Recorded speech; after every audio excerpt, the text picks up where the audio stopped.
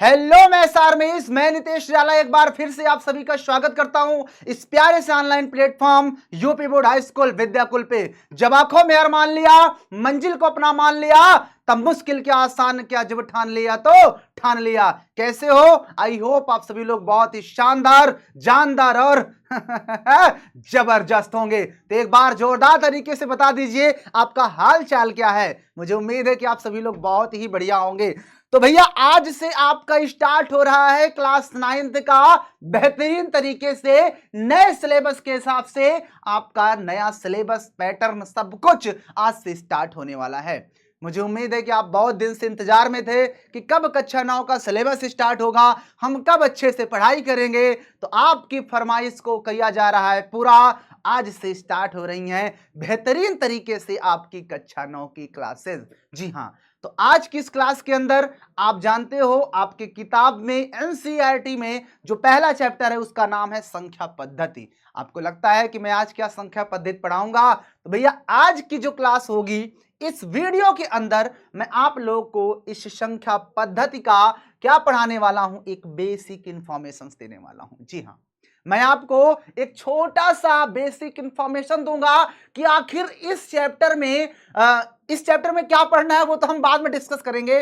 लेकिन मैं आपको कुछ पुरानी चीजें बताना चाहता हूं कि आखिर ये संख्या पद्धति को भी नहीं बताऊंगा। ये गणित जो वर्ड है ना, ये गणित की शुरुआत कैसे हुई, गणित क्या है, ये सब कुछ छोटी छोटी चीजें आज बताने वाला हूं। बाकी नेक्स्ट आपकी जो वीडियो आएगी उस वीडियो के अंदर मैं आप लोग को स्टार्ट कर दूंगा आपका सिलेबस के हिसाब से। ये बहुत छोटी चीज है जो कि आपके स्कूल में, आपके कोचिंग में कहीं पर नहीं बताया जाता। सीधा आते हैं आपके टीचर, सीधा चैप्टर पढ़ाना शुरू कर देते हैं। वो कहां से आया, क्यों हुआ है, वो कुछ मतलब नहीं। सीधा क्वेश्चन है, क्वेश्चन का फार्मूला लिखा है, करवा दिए, बात खत्म। लेकिन नहीं, हम आपको थोड़ा सा बेस पर लेकर चलेंगे। आय हाय, आपको हम बेस पर लेकर के चलेंगे, उसके बाद हम आपका फेस देखेंगे, फिर आपका फेस स्माइलिंग फेस कहलाएगा। तो यहां पर आप लोग देखोगे बाबू, तो आज की क्लास के अंदर हम क्या सीखेंगे भैया? गणित से संबंधित महत्वपूर्ण जानकारी। आज आपकी इस चैप्टर से महत्वपूर्ण जानकारी नहीं, आपको गणित से संबंधित जानकारी दूंगा मैं कि आखिर गणित क्या है, इसके बारे में बताऊंगा। गणित की खोजा किसने, गणित को, गणित के जनक कौन है ना, गणितज्ञों के गणितज्ञ कौन है, ये सब कुछ आपको दिखाऊंगा, फोटो भी दिखाऊंगा सबकी, है ना। मजा आने वाला है, एक अलग ही अंदाज होगा, निराला सर का एक निराले अंदाज में आपको चीजों को बताने वाला हूं।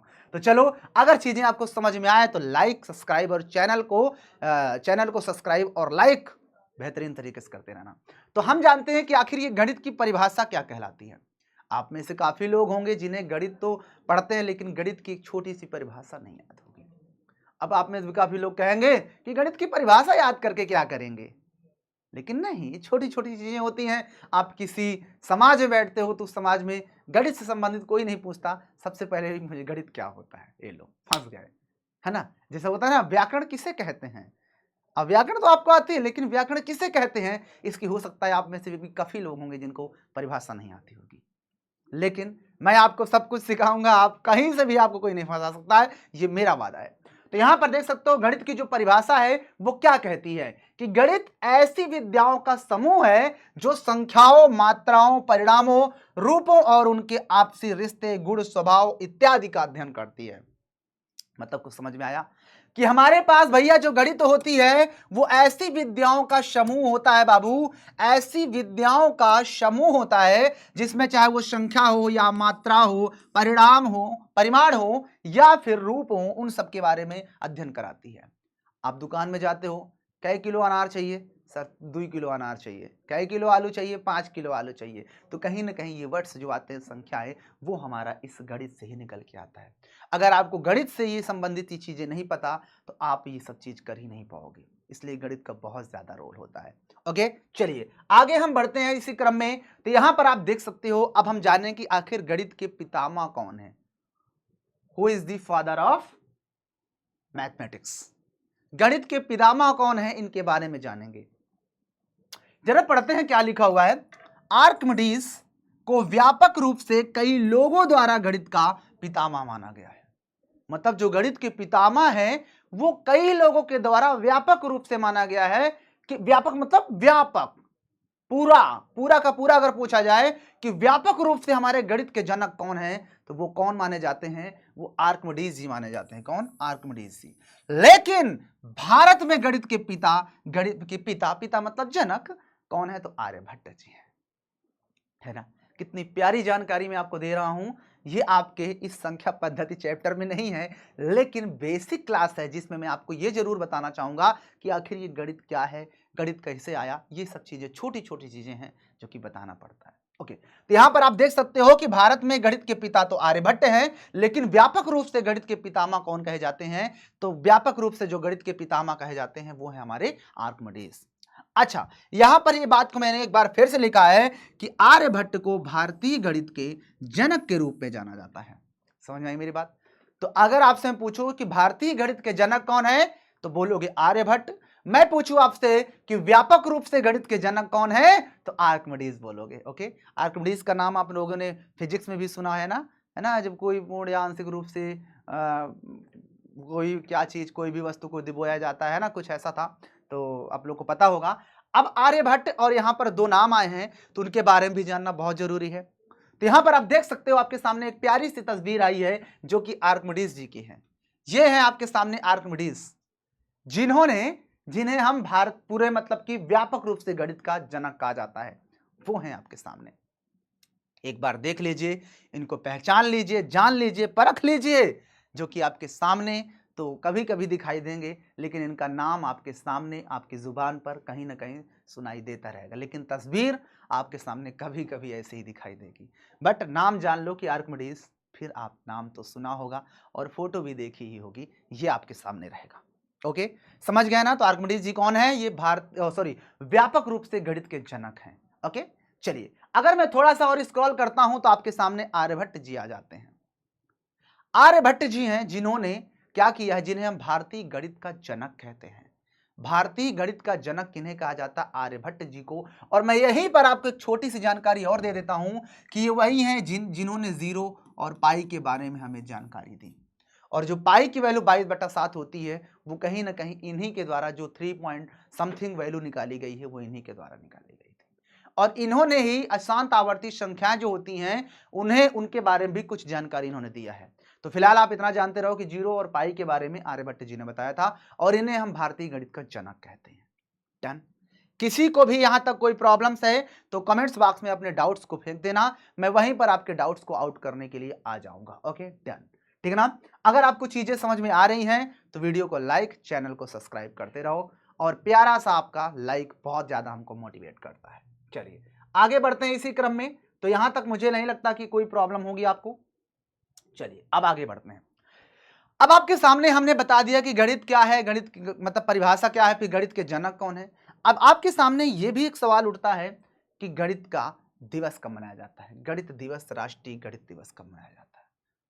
अब गांधी दिवस भी मनाया जाता है, विज्ञान दिवस भी मनाया जाता है, हिंदी दिवस मनाया जाता है, तुम्हारा भी दिवस मनाया जाता है। अरे नालायकों, मतलब बर्थडे मनाया जाता है, हमारा भी दिवस मनाया जाता है ना? हमारे सामने ऑपरेटर महोदय बैठे हैं, उनका भी मनाया जाता है नहीं?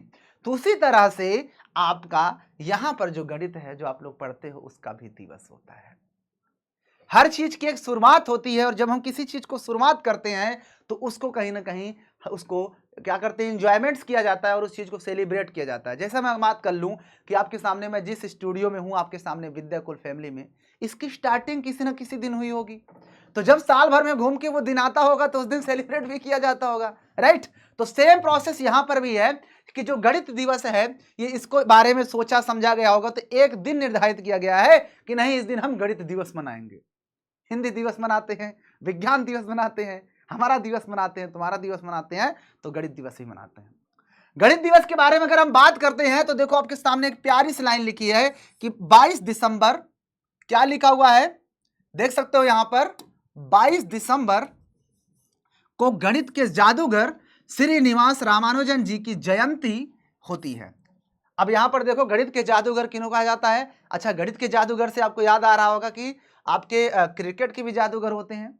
क्रिकेट के जादूगर कौन है, आप लोग कमेंट्स करके बताइएगा। बाकी यहां पर देख लीजिए कि गणित के जादूगर कौन है, तो श्रीनिवास रामानुजन जी हैं। कौन है? श्रीनिवास रामानुजन जी को कहा जाता है, और इनका जो जन्मदिन पड़ता है वो 22 दिसंबर को पड़ता है। ओके, तो यहां पर इन्होंने कहा जाता है कि गणित के क्षेत्र में रामानुजन जी ने, जिन्होंने क्या किया, एक महान योगदान दिया है, और इनके महान योगदान को देखते हुए क्या किया गया है, भारत सरकार ने 26 फरवरी 2012 को यह घोषणा कर दी कि भैया 22 दिसंबर को हम अब राष्ट्रीय गणित दिवस के रूप में मनाएंगे।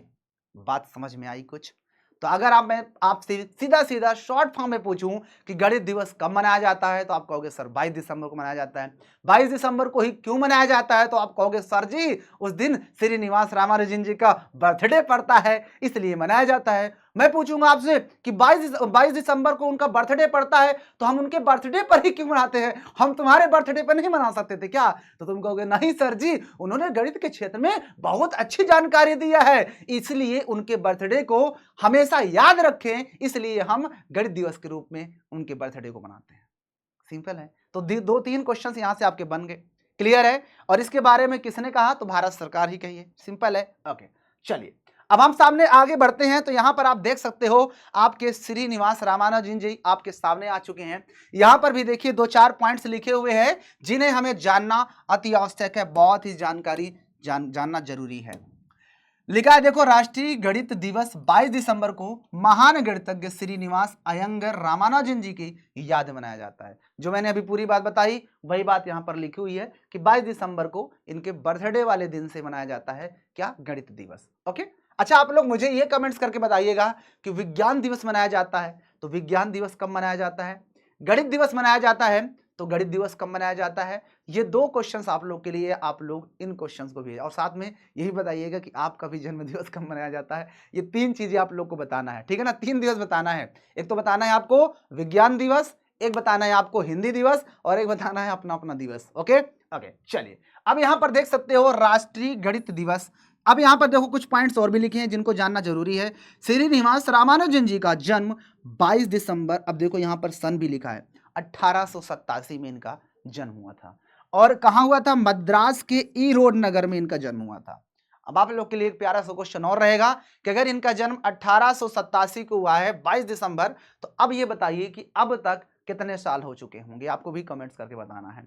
अब देखिए यहां पर रामानुजन जी ने 12 साल की उम्र में ही त्रिकोणमिति को में महारत हासिल कर लिया था। अब सोचो हम लोग जो त्रिकोणमिति पढ़ते हैं कब पढ़ते हैं, कितने साल के हो जाते हैं जब पढ़ते हैं, तो करीब पढ़ते कम है, सिर्फ पढ़ते हैं, जो पढ़ा लिखा होता है उसको पढ़ते हैं। कब, जब हम लोग करीब 14 से 15 साल के हो जाते हैं, राइट? आपकी उम्र 14 से 15 साल होगी, वैसे भी नहीं होगी, अगले साल तक हो जाओगे और अगले साल आप लोग पढ़ोगे। लेकिन उन्होंने 12 साल की उम्र में त्रिकोणमिति के बारे में बहुत सारी जानकारी हासिल कर लिया था, तभी इनको गणितज्ञों का गणितज्ञ कहा जाता है।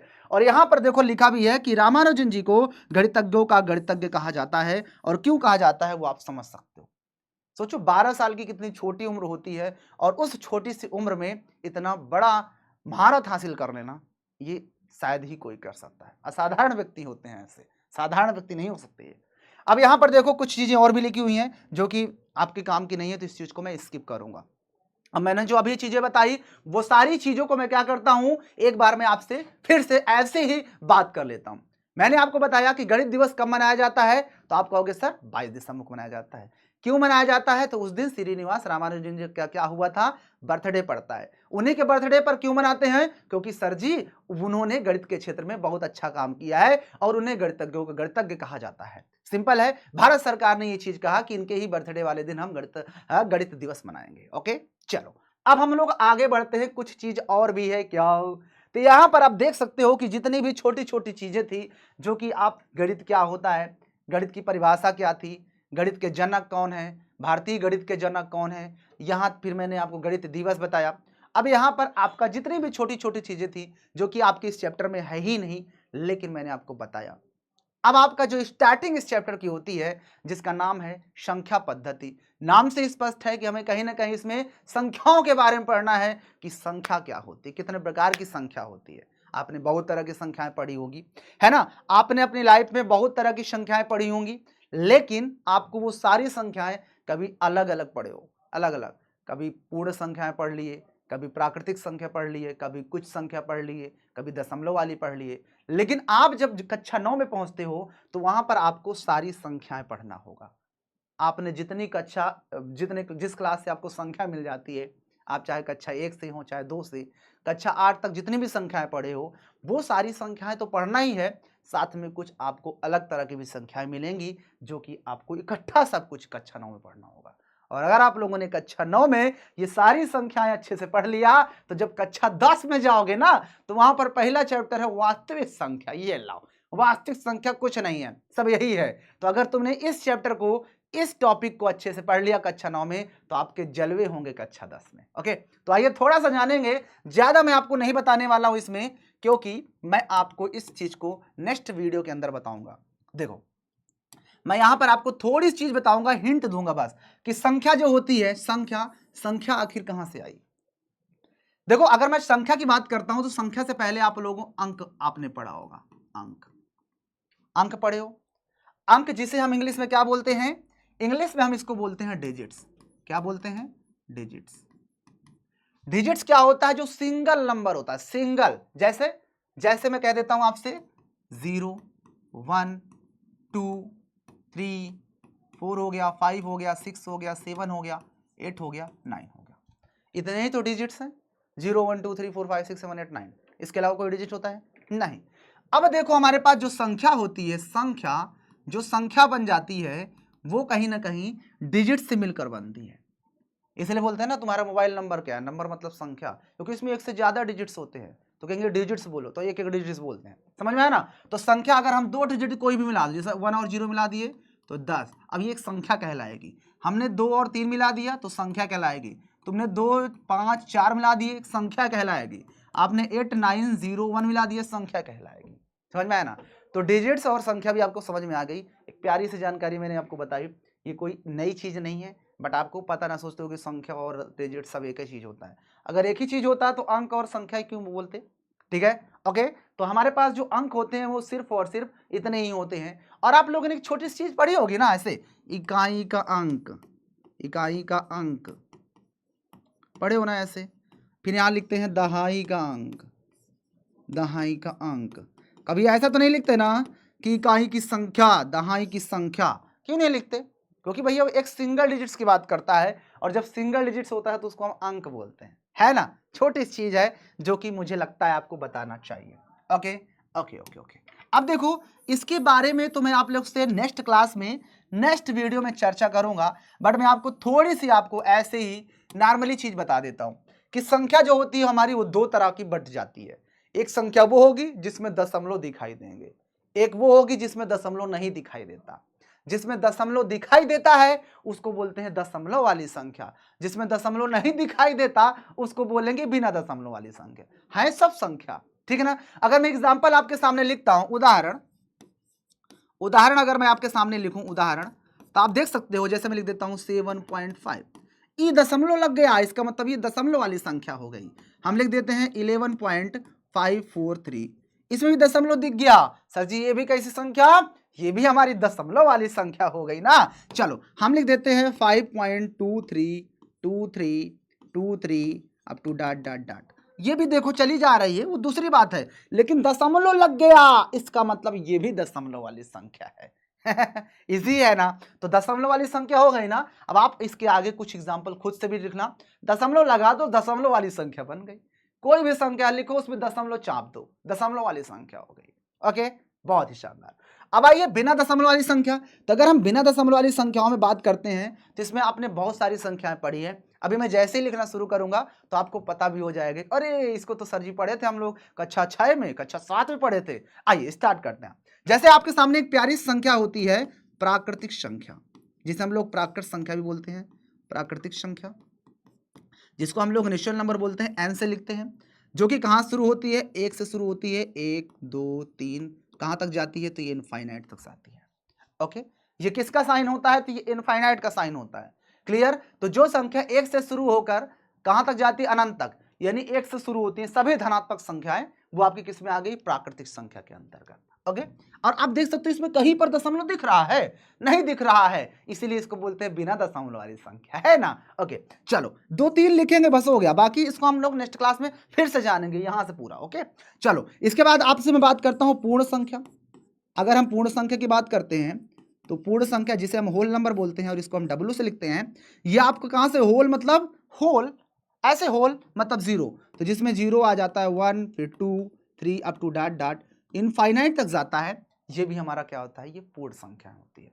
मतलब देख सकते हो कि प्राकृतिक संख्या पूरी की पूरी पूर्ण संख्या में आ रही है, बस जीरो को छोड़ करके, जीरो छोड़ दो बाकी पूरा इसमें आ रहा है। इसका मतलब ये पूरा प्राकृतिक संख्या में समा जा रहा है। ये इसके लिए क्या है, ये सागर है और ये गागर है। ये गागर में जो जल है वो इस सागर में आवाज आ रहा है, आ जा रहा है ना। तो इसका मतलब हम ये कह सकते हैं कि ये बेटा है, ये पापा है, ये पापा है, ये बेटा है। और जानते हो कि पापा का बेटा जो होता है वो उसी का एक रूप होता है। तो ये सारा कुछ इसमें आ रहा है ना, तो इसका मतलब सारी प्राकृतिक संख्या पूर्ण संख्या होती है। समझ में आई?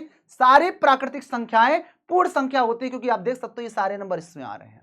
अच्छा, एक प्यारा सा नंबर और लिखेंगे बस, जो कि होता है, आपने पढ़ा होगा पूर्णांक। क्या पढ़ा है? पूर्णांक, जिसे हम लोग बोलते हैं इंटीजर्स, लेकिन इसको हम जेड से प्रदर्शित करते हैं। किससे?